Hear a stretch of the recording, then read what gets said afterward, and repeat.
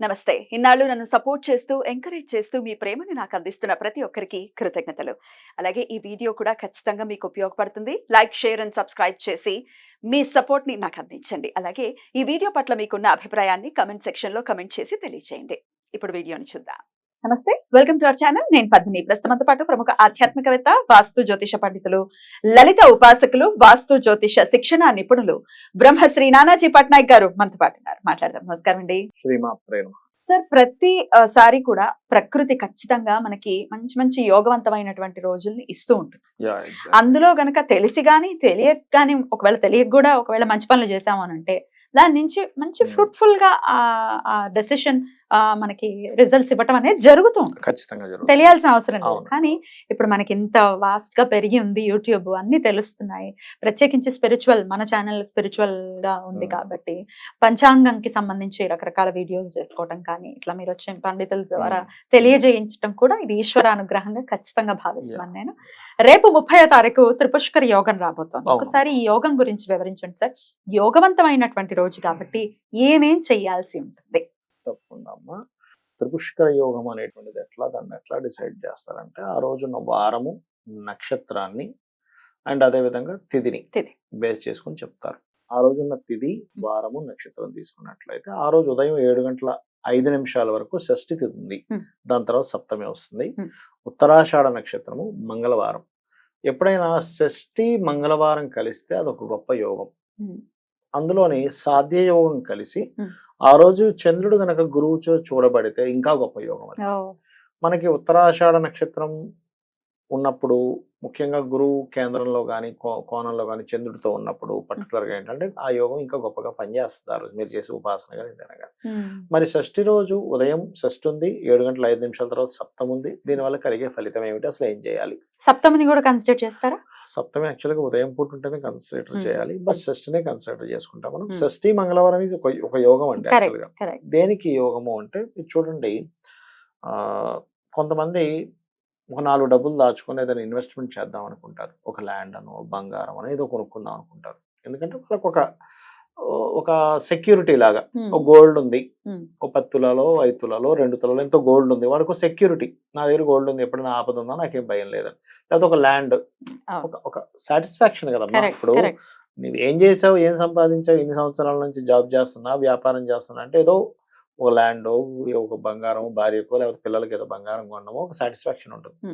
అలాగా మీరు పెట్టిన ఇన్వెస్ట్మెంట్స్ ఏవైతే ఉంటాయో అవి మరలా చాలా మంది చూడండి గోల్డ్ కొంటారు, కానీ ఏదో ఆపద వచ్చి మళ్ళీ తీసుకెళ్ళి బ్యాంకులో పెట్టేసి అప్పుల పాలు అయిపోతూ ఉంటారు.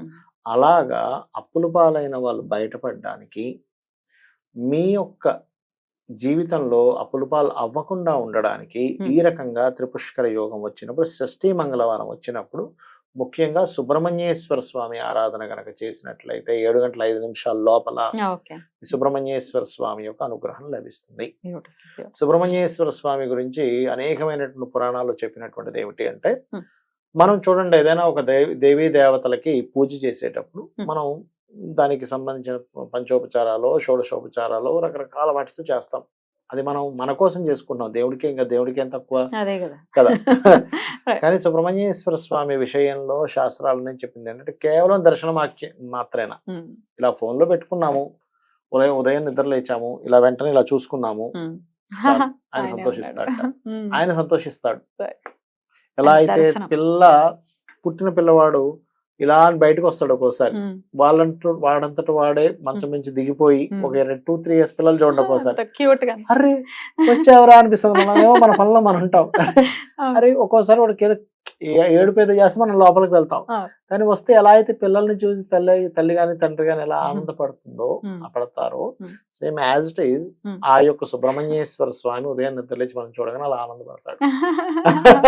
ఉపమానం చాలా బాగుంది సార్, కనెక్ట్ అయ్యే విధంగా ఉంది.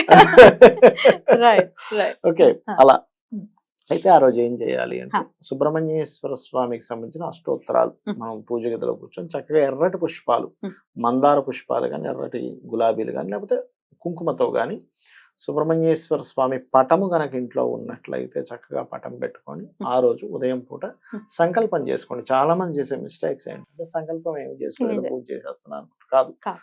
దేనికోసం నీ కష్టం ఏమిటి? Hmm. ఎవరిని అడుగుతాం? తల్లిదండ్రులను అడిగినట్టే మనం మన శక్తికి మించినటువంటివి, మనం చేయలేనటువంటివి, మనం చేస్తున్నా సరే కానటువంటిప్పుడు మనం భగవంతుడి పాదాలు పట్టుకుంటాం. అవును. స్వామి నేను ఈ ప్రయత్నం చేస్తున్నాను కానీ అవ్వట్లేదు, ఎందుకో ఎక్కడో ఏదో అడ్డుపడుతుంది, నాకు ఈ ప్రాబ్లం ఉంది అని అనుకోని గనక ఆ రోజు చేసినట్లయితే త్రిపుష్కర యోగము అంటే మీకు ఆ రోజు నుంచి మీకు ఆ డే ఏదైతే ఉందో మీకు ఒక యోగం ఇవ్వడానికి తోడ్పడుతుంది. ఆ రోజు ఉన్న నక్షత్రం ఏదైతే ఉందో మీకు యోగం ఇవ్వడానికి తోడ్పడుతుంది. ఉత్తరాషాఢ నక్షత్రం ఆ రోజు ఉన్నటువంటి తిథి ఏదైతే ఉందో మీకు యోగం ఇవ్వడానికి తోడ్పడుతుంది. షష్ఠి తిథి. అద్భుతం సార్. అయితే క్లియర్ గా మనం చెప్పాలి, ఇప్పుడు సంకల్పం అంటే సంస్కృతంలోనే చెయ్యాలనేది అదేం లేదు, ఉద్దేశం కాదు ఏం లేదు, కదా. ఏం లేదు. ఇప్పుడు నాకు ఉద్యోగం రావట్లేదు, Yeah. నేను ఇలా ప్రయత్నిస్తాను రావట్లేదు, అది చెప్పుకోవటం. చెప్పుకోవడం. అప్పులు మేజర్ గా అవే కదా అప్పులు, కష్టాలు. అప్పులు లేదా ధనం సరిపోవట్లేదు. సరిపోవట్లేదు. ఇక్కడ ఇంకొక విషయం మీకు ఈ సంకల్పం వచ్చింది కాబట్టి చెప్తున్నాను. చెప్పండి. కొంతమంది ఏదైనా ఒక ఇంటికి మారుతారు, మ్మ్. సొంత ఇల్లు కావచ్చు, రెంట్ ఇల్లు కావచ్చు. ఏదైనా మారినప్పుడు పూజ గదిలో దేవుణ్ణి పెడతారు చూసారమ్మా. అవును. పెట్టేటప్పుడు ఒక సంకల్పం చెప్పుకోవాలి. ఎలాగా అంటే మ్మ్. కొంతమందికి రోజు చేసే ఛాన్స్ ఉంటుంది. కొంతమంది ఊర్లు వెళ్తారు. మ్మ్. ఇప్పుడు ఒక వారం రోజులు ఇంట్లో ఉంటే ఒక 2 రోజులు ఊరు వెళ్తారు, ఉద్యోగ పర్పస్ ఏదో ఒకటి. అలాంటి టైంలో ఇంట్లో పూజ చేయలేరు, ఒక్కోసారి అవును. నైవేద్యం పెట్టలేరు. చెప్పుకోవాలి ముందే మనం మ్మ్.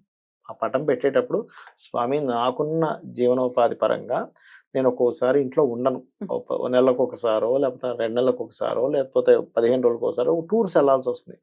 మా ఇంట్లో పెట్టేవాళ్ళు ఎవరు లేరు నైవేద్యంగా దీపం కానీ. స్వామి నేను ఉన్నప్పుడు మాత్రం ఖచ్చితంగా పెడతాను, లేని పక్షంలో నువ్వు నొచ్చుకోకు స్వామి, నువ్వేమీ ఇదవ్వకు, నేను చాలా బాధపడుతూ చెప్తున్నా ఈ మాటని చెప్పుకోవాలి. అప్పుడు అలాగే తీసుకుంటుంది దేవత. ఇది శాస్త్రంలో ఉంది, చెప్పాలి చెప్పాలి, ఆ, చెప్పుకోవాలి. ఆ. అలాగే నైవేద్యం విషయంలో కూడా రోజు దీపం పెడతారు, కొంతమంది రోజు నైవేద్యం పెట్టరు. అయ్యో. కానీ ఏదో ఒకటి పెట్టొచ్చు, అదేం పెద్ద కష్టమైన విషయం కాదు.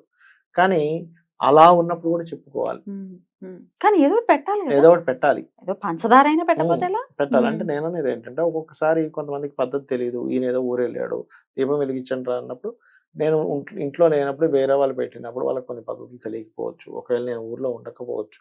లేనప్పుడు నువ్వు అర్థం చేసుకో స్వామి అలా చెప్పుకోవాలట. ఈ త్రిపుష్కర యోగం ఏదైతే ఉందో ముఖ్యంగా షష్ఠి నాడు ఉత్తరాషాఢ నక్షత్రము మంగళవారం వచ్చినప్పుడు ఇది చేయడం వల్ల అనేకమైన ఫలితాలు ఇంకేమిటంటే ఏలినాడు శనితో బాధపడుతుంటారు చూసారు, వాళ్ళు కూడా ఎఫెక్ట్ బాగా చాలా బాగుంటుంది. ఎందుకంటే కుజుడు ఎఫెక్ట్ ఎప్పుడైతే మనకు పెరుగుతుందో పాజిటివ్ వేలో, ఇది పాజిటివ్ వేని ఎలా చెప్తామండి అంటే మంగళవారం నాడు నువ్వు సుబ్రహ్మణ్య స్వామి ఆరాధన చేస్తున్నావు, అలాంటప్పుడు ఏం జరుగుతుంది? పాజిటివ్ జరుగుతుంది. ఒక ఫంక్షన్కి వెళ్ళామమ్మా మనం, అక్కడికి వెళ్ళి మీరు చక్కగా వాళ్ళకి ఏదో ప్రశంసిస్తూ ఒక గిఫ్ట్ ఇచ్చారు, పాజిటివ్. మీ ఇద్దరి మధ్యన ఏమైంది? రిలేషన్ పాజిటివ్ పెరిగింది. అక్కడికి వెళ్ళి గొడవ పెట్టారు, నెగిటివ్ అయింది, అయిపోయింది, సింపుల్, అంతే కదా. ఆ మంగళవారం నాడు ఆ రోజు ఆరాధన చేసాం, మీకు పాజిటివ్ అయింది అంటే ఆ రోజు నుంచి ఏమవుద్ది? మంగళుడి శక్తి ఎప్పుడైతే పెరిగిందో శని భగవానుడు ఎక్కువగా ప్రభావం చూపించలేడు. హీట్ ఉన్నప్పుడు కోల్డ్ ప్లానెట్ కదా, ప్రభావం రాదు. అందుకే ఆంజనేయ స్వామి ఆరాధన చేయండి, సుబ్రహ్మణ్యేశ్వర స్వామి ఆరాధన చేయండి, నరసింహస్వామి ఆరాధన చేయండి అని అందుకే చెప్తూ ఉంటారు. ఏలినాడు శని, అర్ధాష్టమ శని, అష్టమ శని నడిచేటప్పుడు, లేదా శని మహర్దశ నడిచేటప్పుడు కూడా. అదొకటి. రెండవది ఏమిటి? త్రిపుష్కర యోగంలో చేయడం వల్ల ఏం జరుగుతుంది అంటే యాక్సిడెంట్ యోగాలు ఉంటాయి కొంతమందికి, కారులో వెళ్తే ఏదో దెబ్బ తగలడం, అవి తొలగిపోతాయి, గుర్తుపెట్టుకోండి. మూడోది త్రిపుష్కర యోగం మరొక ఫలితం ఏమిస్తుంది అంటే ఉత్తరాషాఢ రవి నక్షత్రం కాబట్టి, కుజుడు రోజు అయింది కాబట్టి, షష్ఠి అయింది కాబట్టి సంతానం లేని వారికి సంతాన యోగం కలిగేలా జరుగుతుంది త్రిపుష్కర యోగం వల్ల. ఆరాధన చేయడంతోనే ఈ బంగారం కొనుక్కోవటం కానీ వెహికల్స్ కొనుక్కోవటం కానీ ఆ రోజు చేయొచ్చా సార్? చేయొచ్చమ్మా, తప్పేంగా చేసుకోవచ్చు. చాలా బ్యూటిఫుల్ గా ఎక్స్ప్లెయిన్ చేశారు సార్. డెఫినెట్ గా త్రిపుష్కర యోగాన్ని వినియోగించుకుని వాళ్ళ కష్టాల నుంచి బయటపడడం కానీ కోరికలు తీర్చుకోవడం కానీ రెండూ చేస్తుంది కాబట్టి మన వాళ్ళందరూ వినియోగించుకోవాలని మనవి చేస్తూ thank you so much sir. నమస్తే. శ్రీమాత్రే నమః.